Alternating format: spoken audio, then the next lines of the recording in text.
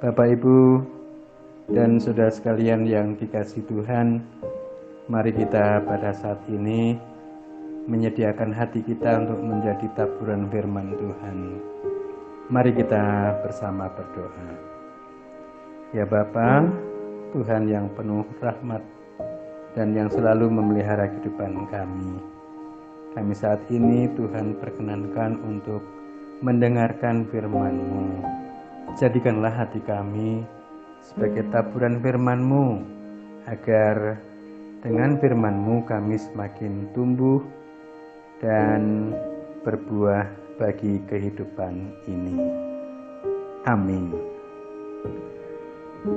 Bapak, Ibu, dan saudara sekalian yang dikasihi oleh Tuhan Yesus, bacaan firman Tuhan pada kesempatan ini akan kita baca dari Injil Markus bab 1 ayat 24 hingga 25. Sekali lagi, Markus bab 1 ayat 24 hingga 25 yang demikian. Apa urusanmu dengan kami, hai Yesus orang Nazaret? Engkau datang hendak membinasakan kami. Aku tahu siapa engkau, yang kudus dari Allah.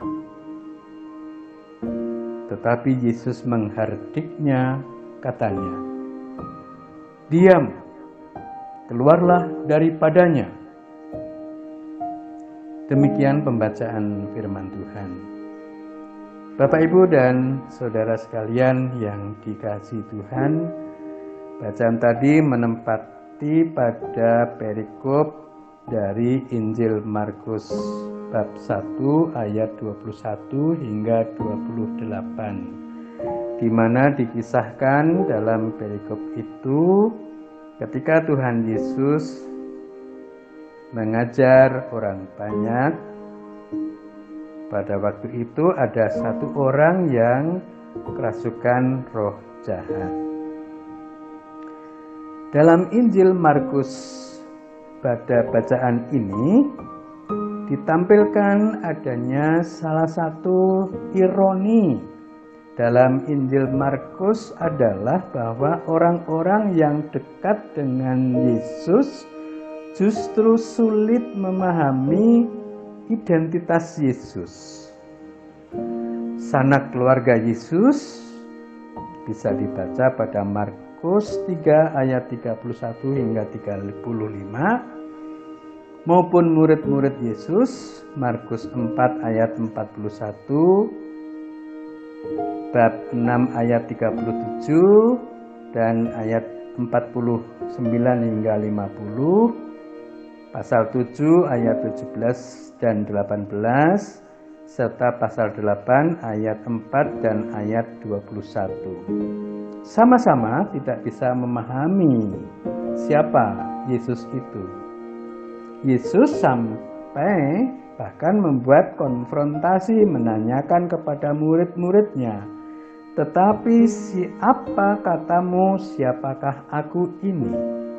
Demikian Markus pasal 8 ayat 29. Nah, ironisnya dalam kisah yang terdapat pada bacaan kita ini, roh jahat yang memasuki seorang peserta ibadah justru memahami siapa Yesus. Aku tahu siapa engkau, yang kudus dari Allah. Dalam bahasa aslinya, roh ini disebut sebagai roh yang tidak bersih atau tidak suci.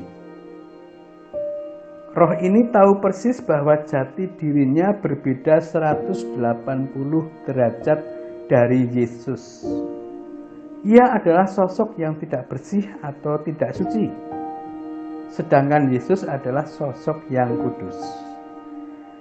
Yang menarik, Pertanyaan roh jahat ini kepada Yesus dalam bahasa aslinya mengimplikasikan gugatan terhadap Yesus.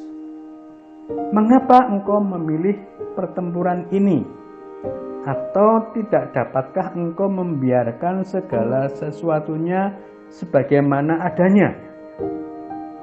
Yesus dianggap telah melanggar garis yurisdiksi yang ada di antara mereka. Saudara sekalian, tetapi justru itulah pesan dari kisah ini. Yesus bersedia melanggar batas yang ada demi untuk menyelamatkan orang yang dikuasai oleh roh jahat. Bagi Yesus, selama ada orang yang tidak bisa dengan bebas masuk kerajaan Allah, maka ia terpanggil untuk membebaskan orang tersebut apapun resikonya.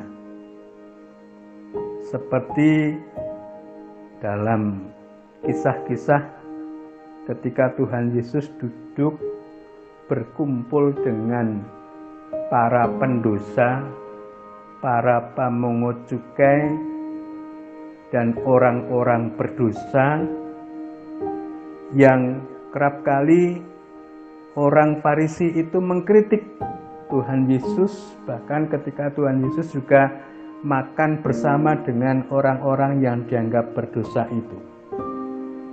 Justru di tempat-tempat seperti itu, dalam komunitas orang yang dipinggirkan itulah kemuliaan Tuhan Yesus, kekudusan Tuhan Yesus yang bersedia merengkuh orang-orang berdosa. Kesediaan seperti itulah kesediaan ilahi yang tidak sama dengan ukuran yang dipakai oleh manusia. Oleh karena itu, kita bersyukur memiliki dan menjadi milik Tuhan yang begitu mengasihi kita, yang tidak memandang kita ini siapa, yang berkenan untuk tetap menerima kita ini bagaimana. Tidak lagi Tuhan memberikan hukuman bagi kita. Tuhan yang bersedia untuk mengorbankan nyawanya bagi kita. Tuhan yang begitu penuh kasih, penuh kemuliaan, sebagai Sang Maha Tinggi yang berkenan untuk tinggal dalam kehidupan manusia dan merasakan penderitaan kita.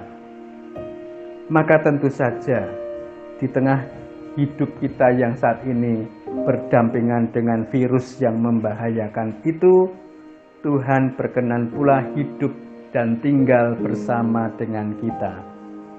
Dan Tuhan siap untuk melindungi dan memberkati kita. Itulah persisnya mengapa Ia disebut yang kudus dari Allah.